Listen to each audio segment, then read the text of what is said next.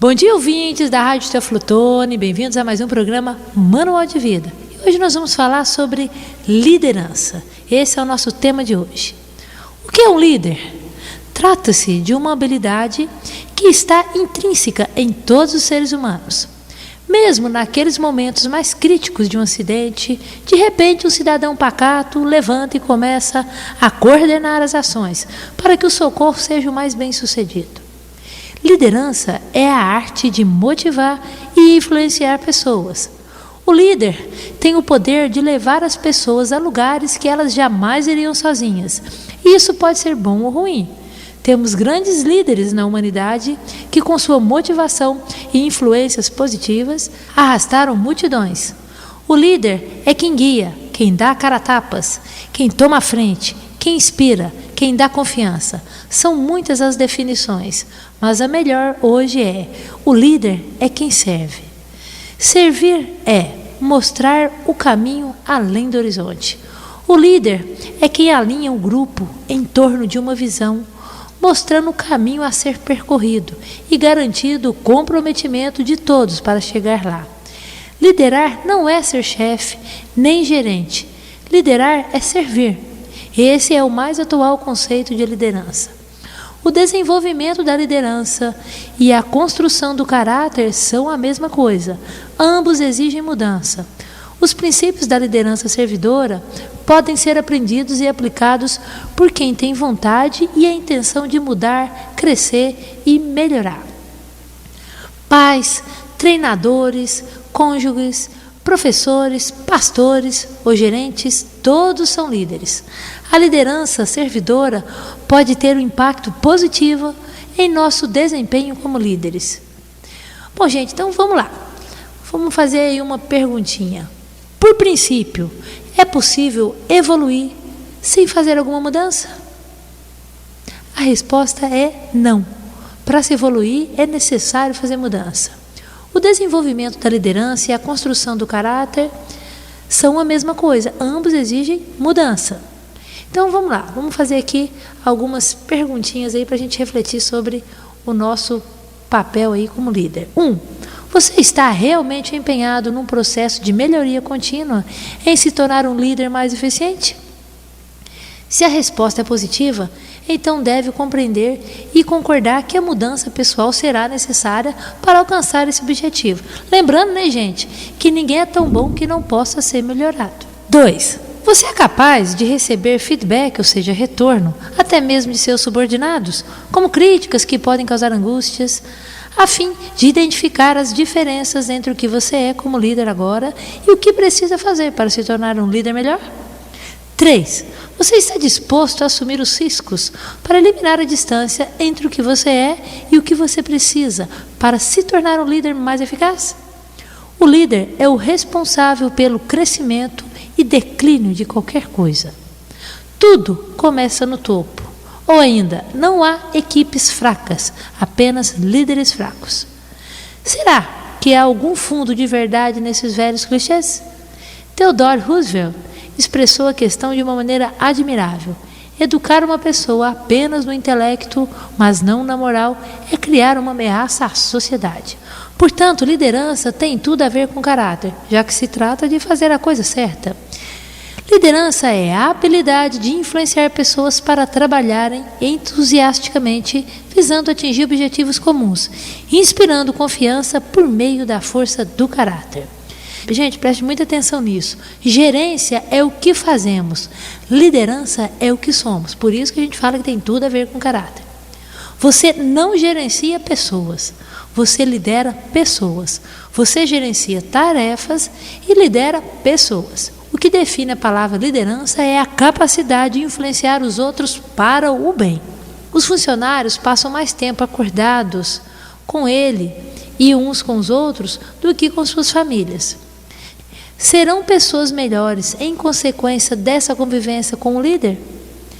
É importante se fazer essa pergunta. Ficarão inspiradas a fazer o que é certo e desenvolver positivamente seu caráter?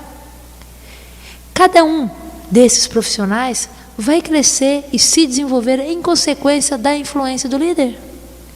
como líderes, seja como pai, mãe, marido, filho, professor, gerente, diretor, precisamos refletir sobre o impacto que causamos na vida de outras pessoas e a responsabilidade inerente a essa posição de liderança. Gente, para você saber se você está liderando, ou seja, influenciando o outro para o bem, é muito importante que você se faça a seguinte pergunta: as pessoas que convivem comigo são pessoas melhores devido à convivência comigo? Eu tenho ajudado, eu tenho influenciado essas pessoas positivamente? Elas são melhores ou piores devido à convivência comigo? Ou seja, as pessoas à minha volta estão melhorando ou piorando? Se a resposta é sim, elas estão melhorando, você está liderando. Se não, elas não estão melhorando, então você não está exercendo a liderança. Liderança, portanto, é uma profunda interferência positiva na vida de outras pessoas. Liderança é uma habilidade. As pessoas nascem líderes ou se tornam líderes? A liderança é uma coisa que deve ser adquirida. O mito mais perigoso é o de que há um fator genético na liderança e que as pessoas simplesmente possuem ou não determinadas qualidades carismáticas. Na verdade, acontece o oposto. Os líderes são feitos em vez de nascerem líderes. Habilidade. O que é habilidade, gente? Habilidade é uma capacidade aprendida ou adquirida. Falar não é fazer. Liderança é influência. As grandes corporações de hoje em dia estão contratando pelo caráter e treinando para a habilidade. Liderança é uma questão de caráter. Não podemos esquecer que liderança é caráter em ação, assim como desenvolvimento de liderança e desenvolvimento de caráter são a mesma coisa. Lembrando, gente, o que é o caráter? É o conjunto de virtudes de um ser humano. Tá? Quanto mais virtudes você desenvolve em você, melhor o seu caráter. Ao contrário do que muita gente pensa, o nosso caráter nunca está pronto. Ele está sempre em construção. Ninguém é tão bom que não possa ser melhorado. O primeiro dever de qualquer líder é criar mais líderes. Liderar é inspirar e influenciar pessoas a fazer a coisa certa visando o bem comum. Bom, em se falando de liderança, vamos liderar pelo poder ou através da autoridade? Poder e autoridade, qual é a diferença? Vamos lá. Poder é a capacidade de obrigar, por causa de sua posição ou força, os outros a obedecer à sua vontade, mesmo que eles preferissem não fazê-lo. Em sua definição básica de poder, diria: faça isso, senão vai ver. O raciocínio é o seguinte: se eu tenho a habilidade de derrotá-lo, bombardeá-lo, espancá-lo ou despedi-lo, posso forçá-lo a obedecer à minha vontade. A autoridade é muito diferente de poder, já que ela envolve a habilidade de levar os outros a fazerem de bom grado sua vontade. A definição de autoridade, portanto, seria: farei isso por você. O poder pode ser comprado e vendido, dado e tirado, ou seja, laços de parentesco ou amizade realmente conseguem colocar uma pessoa numa posição de poder. Mas isso não acontece com a autoridade. Ela é a essência da pessoa, está ligado a seu caráter. Portanto, gente, uma pessoa pode ter o poder, mas isso não significa que ela tem liderança, ok? Liderança legítima deve ser baseada na autoridade, ok? O poder funciona? O poder funciona. Por um bom tempo. É possível conseguir as coisas na base da imposição. Quando usado de forma autoritária, o poder, gente, deteriora os relacionamentos. Se você impõe sua vontade com o passar do tempo, vai perceber o aparecimento de muitos sintomas desagradáveis. Greves, violência, sabotagem, alta rotatividade dos funcionários, baixa produtividade, moral baixa. Você pode escolher. É como se as crianças, entre aspas, descarregassem tudo que reprimiram. Portanto, gente, o poder é a faculdade de forçar ou coagir alguém a fazer a sua vontade por causa de sua posição ou força, mesmo que a pessoa preferisse não fazer. E a autoridade é a habilidade de levar as pessoas a fazerem de boa vontade o que você quer por causa de sua influência pessoal. Gente, aqui tem um ponto muito importante. O poder corrói os relacionamentos. Então, você tem que estar prestando atenção, é importante se avaliar, para que as pessoas façam o que você quer. Você tem utilizado o poder ou a autoridade? Se você tem utilizado o poder, seus relacionamentos estão deteriorando. Portanto, é bom fazer uma mudança, ok? Há ocasiões em que o líder deve exercer o poder. Com os filhos, por exemplo, pode ser necessário impor à força a obrigação de estudar. Do tipo, meu filho, você pode até não gostar da escola, mas que você tem que estudar, você tem que estudar, ok? O poder, às vezes, é necessário para atender às necessidades de um indivíduo ou da organização que servimos. A autoridade tem sido definida como a habilidade de levar os outros a aceitarem de bom grado sua vontade por causa de sua influência pessoal. Sempre haverá duas dinâmicas em jogo, a tarefa e o relacionamento. Gerência é o que fazemos, liderança é o que somos. É comum um líder perder o equilíbrio se concentrando apenas em uma das dinâmicas em detrimento da outra. O líder que não estiver cumprindo as tarefas e só se preocupar com o relacionamento não terá sua liderança assegurada. Gente, aqui está o ponto principal. Portanto, a chave da liderança é executar tarefas enquanto se constrói os relacionamentos. Vou dar alguns exemplos aqui para isso ficar claro. Aquele professor que ensina a matéria, mas o relacionamento com os alunos é péssimo, não está liderando. Esse professor, ele está cuidando, ele está focando apenas na tarefa e está negligenciando os relacionamentos. Já tem aquele professor que ele é muito bacana, todo mundo gosta dele, mas ele não consegue passar a matéria. Esse professor também não está liderando, porque ele está se concentrando apenas no relacionamento, esquecendo da tarefa. Aquela mãe que o filho mantém o quarto organizado, vai na escola, faz as tarefas, mas o relacionamento é ruim, essa mãe não está liderando, ok? Já aquela mãe que é boazinha, tem um bom relacionamento com o filho, mas o filho deixa as coisas bagunçadas, o filho não vai à escola, deixa as tarefas, essa mãe, portanto, não está liderando. Por exemplo, aquele gerente que ele tem um bom relacionamento com seus colaboradores, mas o trabalho não sai, também não está liderando. Da mesma forma, aquele gerente que o trabalho sai, mas o relacionamento é péssimo, também não está liderando. Portanto, a chave da liderança está em executar as tarefas enquanto se constrói relacionamentos. Gente, cuidado aí nos relacionamentos, principalmente nos relacionamentos pessoais, familiares, se você não está focando só na tarefa e deixando o relacionamento de lado. Lembra do caiaque? O caiaque, para ir para frente, você tem que remar dos dois lados, ok? Ou seja, você tem que cuidar da tarefa e do relacionamento. Por isso que a gente fala, nós gerenciamos tarefas e lideramos pessoas, ok? Bom, e vamos à metáfora de hoje. Existem 3 tipos de animais: as carpas, os tubarões e os golfinhos.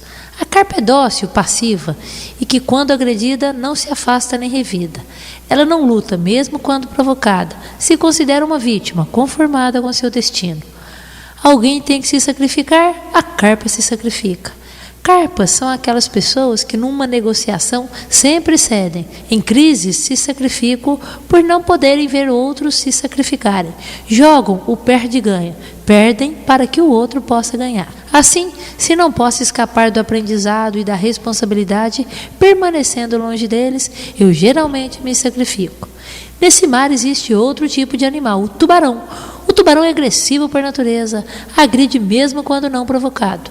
Ele também crê que vai faltar. Tem mais, ele acredita que, já que vai faltar, que falte para o outro, não para ele. O tubarão passa o tempo todo buscando vítimas para devorar, porque ele acredita que podem faltar vítimas. Que vítimas são as preferidas dos tubarões? Acertou, as carpas. Tanto o tubarão como a carpa acabam viciados nos seus sistemas, costumam agir de forma automática e irresistível. Os tubarões jogam o ganha-perde. Eles têm que ganhar sempre, não se importando que o outro perca, sem nenhuma consideração pelos outros. Primeiro tento vencê-los. Se não consigo, procuro juntar-me a eles. O terceiro tipo de animal, o golfinho. Os golfinhos são dóceis por natureza. Agora, quando atacados, revidam.